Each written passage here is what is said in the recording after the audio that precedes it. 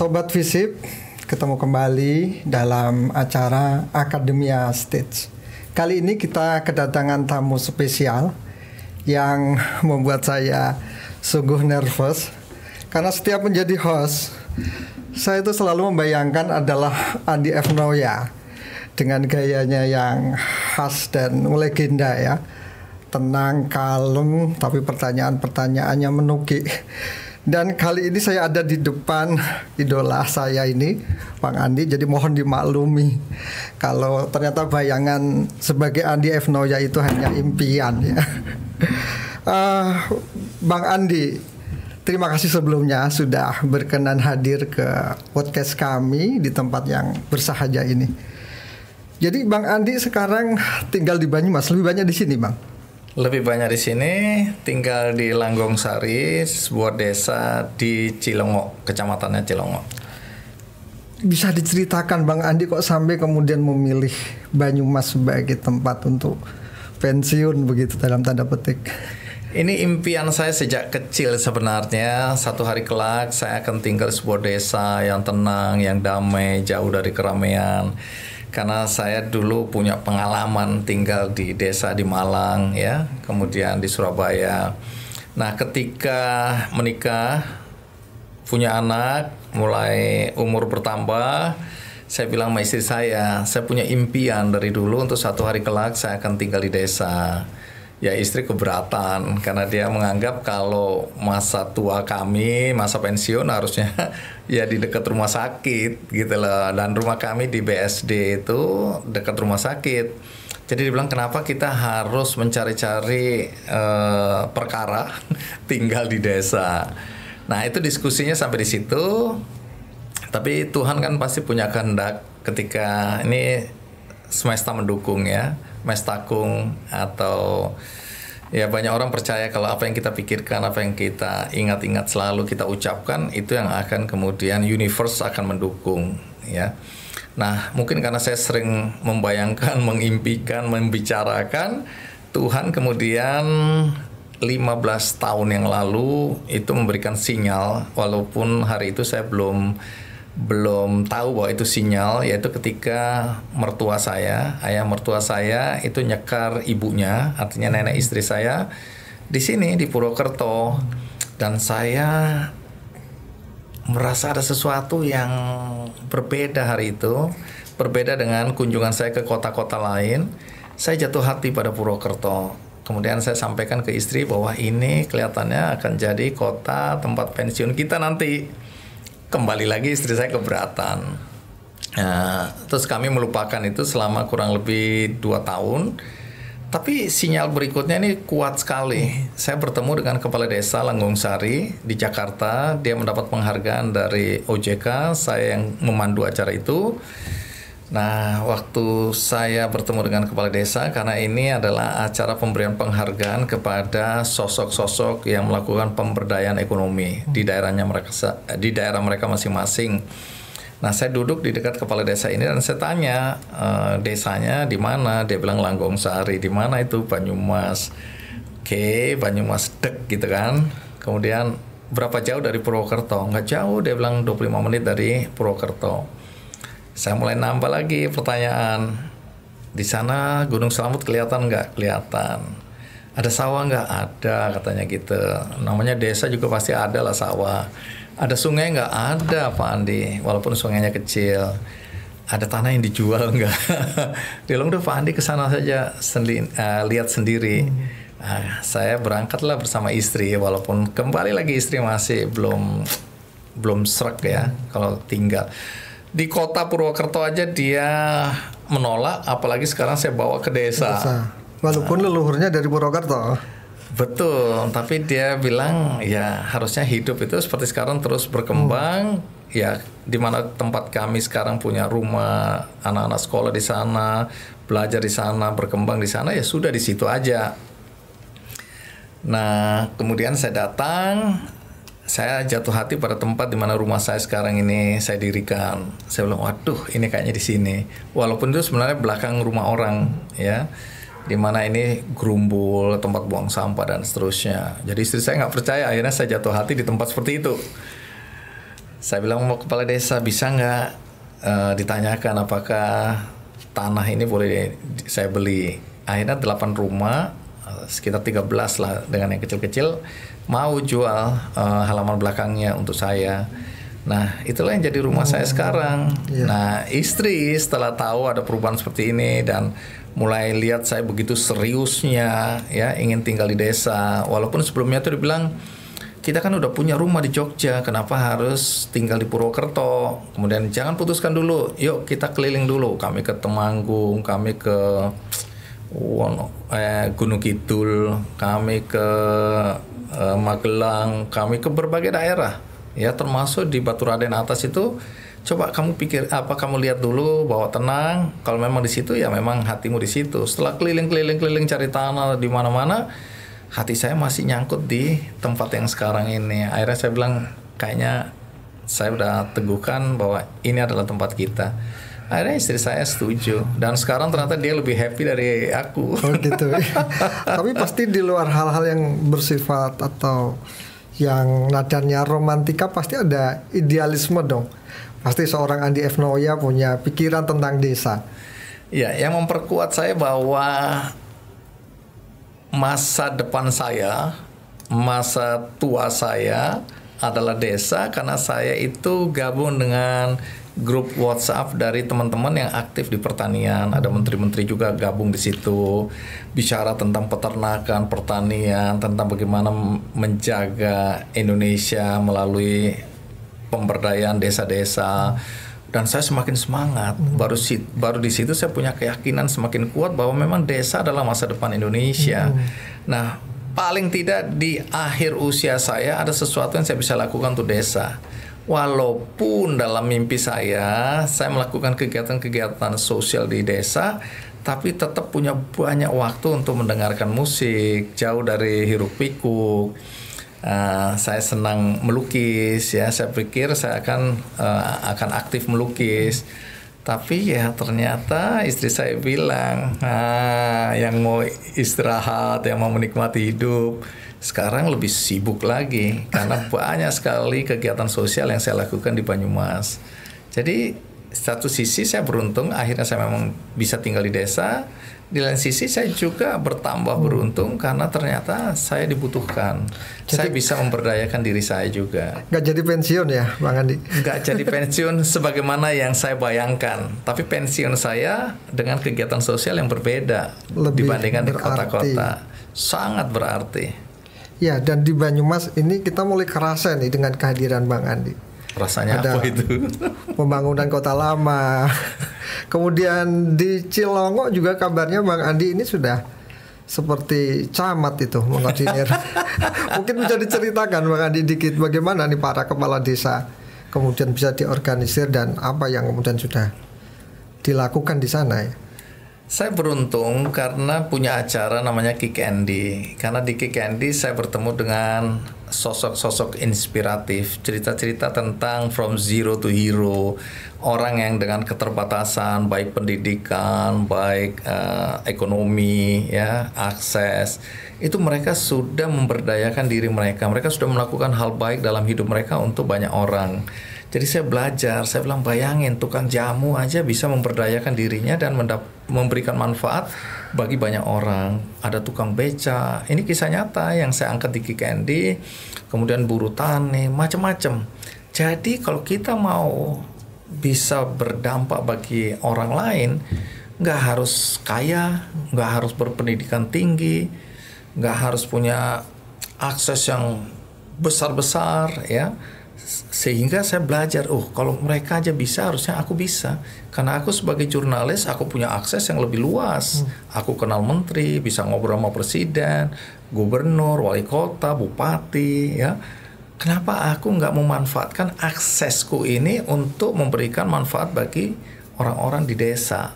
Nah, itu yang kemudian aku lakukan. Jadi misalnya di Langgong Sari melalui benihbaik.com, ini sebuah crowdfunding platform, ini startup yang aku bangun bersama teman-teman 4 tahun yang lalu. Kami menggalang dana, membantu masyarakat misalnya di Langgong Sari atau di Cilongo, ya, ada 20 desa di sana untuk mendapatkan atau menjalankan program berbagi bibit duren. Satu kakak dapat satu bibit duren. Ini bermula ketika paguyuban petani duren di sana. Dulu ketuanya ini mantan kepala desa yang ketemu aku waktu itu. Dia udah nggak kepala desa lagi, tapi dia memberdayakan teman-temannya masyarakat petani untuk menanam bibit duren. Nah, sebelum pandemi mereka sebenarnya dapat order untuk bibit-bibit duren dalam program satu kakak satu bibit duren. Jadi seluruh hasil dari duren itu panennya itu milik dari pemilik halaman atau lahan. Jadi dia boleh jual ke BUMDes, dia boleh jual ke paguyuban, atau dia boleh jual langsung ke pasar kalau harganya lebih bagus. Jadi ini untuk menambah income atau kesejahteraan bagi pemilik rumah atau lahan itu.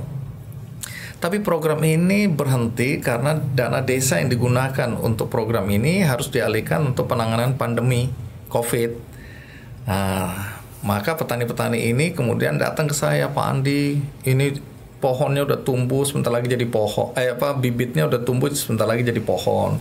Kemudian mereka berutang untuk pengadaan bibitnya, mereka beli bibitnya itu utang. Kemudian pemupukannya utang. Jadi mereka terjerat utang ini nanti kalau ini nggak terbeli karena udah 15.000 lebih waktu itu mereka pembibitannya mereka udah siapkan. Nah, saya melalui Benih Baik kemudian saya carikan mitra-mitra donatur. Saya datengin BRI, BNI, Pertamina, Askrindo, semua Bank Mandiri, ya, BTN, kemudian teman-teman dari KPEI ya, di Bursa Efek di sana, terus mana lagi. Pokoknya hampir semua teman-teman saya ajak, ayo BCA ya. Mau nggak kalian beli satu bibit 160.000, itu sudah termasuk kalau mati diganti dan pemupukan sampai kemudian dia tumbuh minimal 3 tahun udah bisa dilepas. Ternyata dukungan teman-teman banyak sekali. Akhirnya sampai hari ini 11 desa sudah dibantu. Udah puluhan ribu itu bibit yang kami bagikan. Tinggal 9 desa berikutnya. Ini sudah ada beberapa donatur udah siap untuk membantu. Kita tunggu musim hujan ya. Nah, ini yang saya lakukan di sana. Kemudian memang ada pengolahan gula semut ya. Tadinya nggak punya gudang, nggak punya mesin. Kemudian saya coba telepon Menteri Desa. Saya tanya apakah di luar dana desa ada dana yang bisa saya gunakan untuk kegiatan ini. Setelah dia bilang, setelah dia tahu, dia bilang udah tenang nanti saya turunkan timnya turun ke desa saya pelajari, akhirnya dapat 1 miliar 40 juta, bikin gudang, mesinnya diperbaiki walaupun pandemi terjun bebas dan sekarang masih belum bisa bangkit ya. Tapi itu yang saya lakukan ketika saya datang ke Banyumas. Saya bilang sama setiap orang, saya tidak bawa uang. Kalaupun ada teman-teman yang bilang, wah rumahnya mewah, rumahnya bagus, itu uang tabungan saya yang sudah saya siapkan sama istri sejak kami baru menikah. Kami sudah punya mimpi satu hari kami tidak mau menyusahkan anak-anak. Kami punya uang tabungan, anak-anak nggak usah mikirin kami, sehingga mereka lebih baik mikirin anak-anak mereka. Jadi jangan air itu naik ke atas lagi. Ini kan banyak generasi yang ibaratnya generasi sandwich. Dia harus mikirin anaknya, tapi dia harus mikirin orang tuanya. Jadi dana mereka ini terbagi untuk orang tua, balas budi. Karena orang tua dulu membesarkan mereka, memberi pendidikan dan lain-lain, sekarang harus berbalas. Nah kemudian dia juga harus mikirin anak, istrinya, dan mungkin cucunya. Saya bilang enggak, kalau kami, biarkan kami mempersiapkan diri kami. Saya dan istri bilang kepada anak-anak, kalian nggak usah mikirin ayah ibu, kami udah punya dana yang kami siapkan. Jadi kalian mikirin anak-anak, kalian berikan pendidikan yang terbaik. Nah, jadi sekarang ini rumah pensiun saya adalah hasil tabungan sekian puluh tahun. Kami menikah udah 36 tahun. Jadi banyak orang melihat, wah Andi Noya kaya gitu kan. Bukan, saya nggak bawa uang, tapi saya bawa akses. Saya jurnalis. Saya punya Kikendi, saya punya Kikendi Foundation, saya punya benihbaik.com, dan seterusnya. Manfaatkan saya untuk mendapatkan akses. Seperti tadi, akses untuk telepon menteri, ya, akses untuk ketemu pengusaha-pengusaha yang punya dana CSR untuk membantu. Termasuk tadi revitalisasi Banyumas Kota Lama. Saya kenal Menteri PUPR, Pak Bupati kan waktu itu bilang, Pak Kandi, Bok Nyong dibantu duit. Untuk apa Pak Bupati? itu mau revitalisasi Banyumas Kota Lama. Coba boleh lihat konsepnya. Begitu lihat, wah bagus. Nah, kemudian saya pas ketemu Menteri PUPR bilang, bagi duit dong. Nah, gitu. Untuk apa? Ini ada program revitalisasi Banyumas Kota Lama. Ada pemberdayaan nggak di situ? Ada. Justru tujuannya supaya UMKM di situ berkembang karena ini akan jadi tujuan wisata. Nah, begitu dilihat, oke, oh ya, pasti aku bantu. Nah, ternyata yang bikin konsep besarannya bukan lagi seperti itu, tapi lebih hebat lagi. Karena ini yang bikin konsepnya adalah yang bikin konsep Semarang Kota Lama. Datang. Nah, tadinya kan dikasih 9 miliar. Tapi begitu lihat konsepnya seperti itu, saya tanya sama Prof. Windu dan timnya yang mengkonsep ini. Saya bilang, loh, sebagus ini apa cukup duit 9 miliar? Ya nggak cukup, katanya. Loh, jadi gimana nih? Dia bilang, udah Pak Andi minta lagi tambahan sama Pak Menteri, gitu kan. Udah saya WhatsApp menterinya, Pak Bas, untuk konsep sebagus ini duitnya nggak cukup nih 9 miliar. Ya udah pokoknya tambah. Terus saya tanya Pak Camat udah ditambah? Udah Mas Andi, udah. Pira itu 15 miliar, 15,1. Wah, mantap, lumayan. Kemarin kami ke sana, saya, istri dan saya bawa Kepala Bank Indonesia perwakilan Purwokerto, saya ajak lihat karena saya pikir nanti Bank Indonesia akan bisa juga ikut membantu. Nah, ternyata kontraktornya bilang lewat camatnya juga. Dia bilang, Pak Kandi, kita dapat tambahan lagi. Wih, dari siapa? PUPR. Pira 1,2 miliar, gitu kan. Wah, lumayan. Untuk apa? Ada pernak-pernik yang mau diperbaiki lagi. Wah, mantap, aku bilang gitu kan. Seneng. Terus aku bilang, ini nanti tembok-tembok masyarakat, warga yang kumuh apa kita perbaiki. Saya kontak teman saya dari Warna Agung yang punya cat. Aku bilang, mau nggak bantu ngecatin semua daerah sini? Wah, dengan senang hati Pak Andi. Pak Camat bilang, aku udah ditelepon. Nanti mereka datang lihat mana yang perlu dicat, berapa ribu galon atau ratus galon yang disiapkan untuk nanti jadi cantik. Jadi Desember adalah target, Desember 2023 target agar Kota Lama Banyumas ini bisa betul-betul selesai. Mudah-mudahan. Luar biasa ya. Kita nggak sabar lagi nih melihat Kota Lama seperti apa. Artinya dengan kekuatan jaringan Bang Andi ini, perguruan tinggi juga harus kerjasama nih dengan Bang Andi. Oh betul, dan sudah dengan sudah jalan ya. Sudah Unsut itu kan untuk pemberdayaan perempuan. Untuk program madu kelanceng. Madu kelanceng ini madunya kecil-kecil, nggak menyengatnya sih kayak digigit.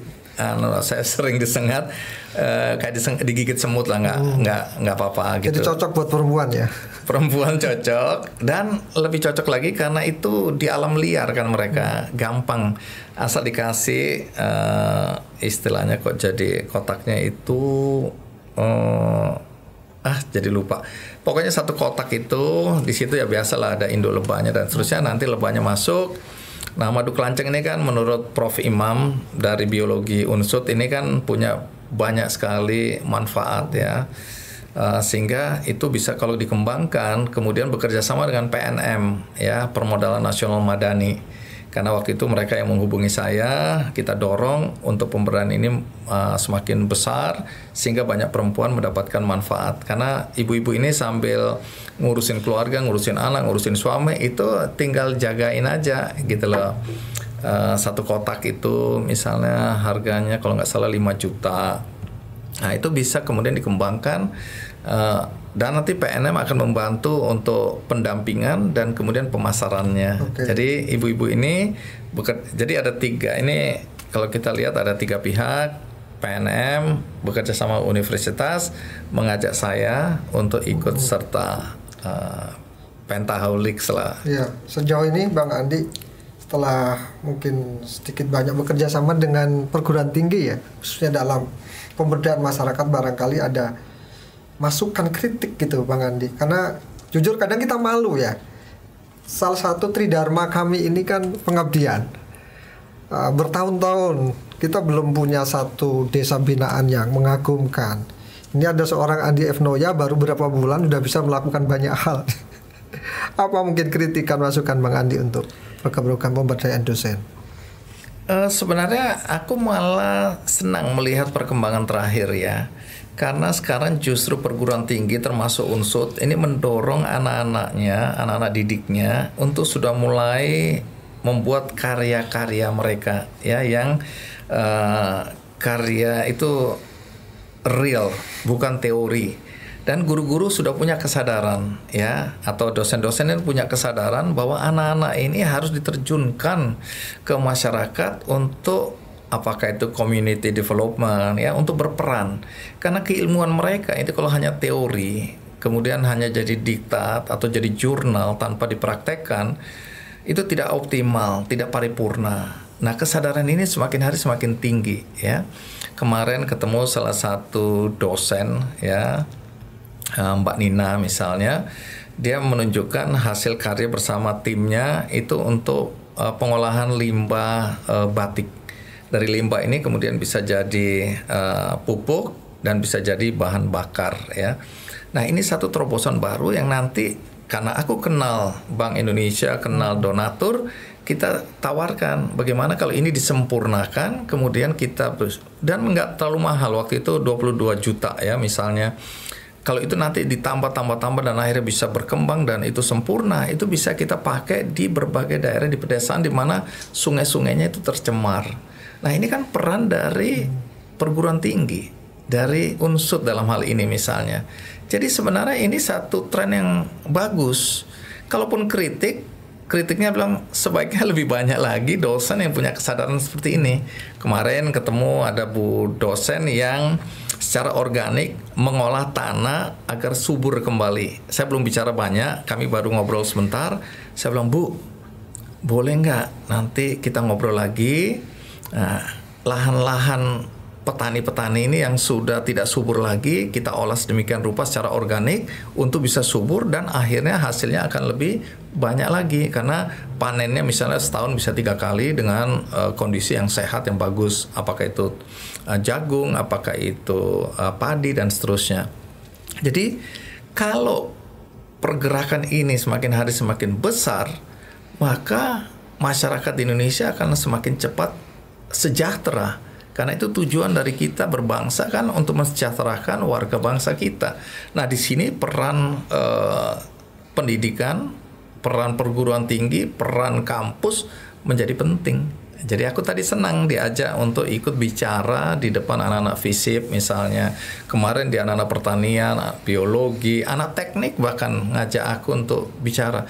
Karena ini di era disruption, di era disrupsi, nggak usah ada sekat-sekat kamu anak teknik, urusannya cuma teknik, kamu aneh. Tapi bagaimana anak-anak teknik menciptakan alat-alat dengan teknologi terapan bisa bermanfaat untuk pertanian, untuk peternakan, untuk perikanan, dan seterusnya. Anak-anak biologi tadi, misalnya menciptakan alat untuk mendaur ulang limbah menjadi pupuk, ya, dan kemudian ada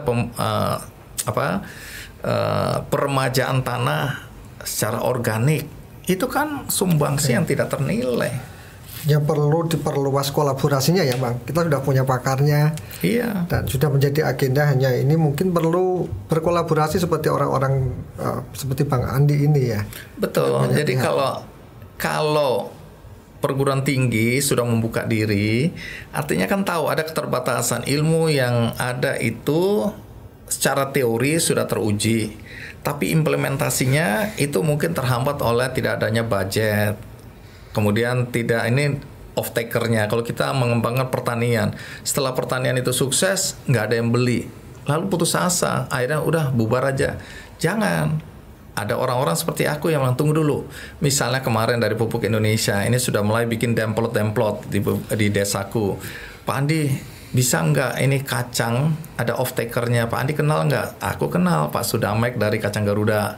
Pak Andi, ini ada jagung. Aku kenal juga teman-teman yang lain yang selama ini kekurangan bahkan jagung untuk pakan ternak dan seterusnya. Tapi dengan cara atau teknologi baru yang diterapkan sehingga hasilnya lebih banyak dan kemudian petaninya bisa mendapatkan manfaat yang lebih. Kalau tidak kan kita tahu orang nanam singkong hasilnya begitu-begitu aja. Nanam jagung ya mau kemana harga jagung dan seterusnya. Apalagi kalau ada tengkulak, penghijauan lain-lain yang intervensi di situ, petani nggak akan pernah sejahtera.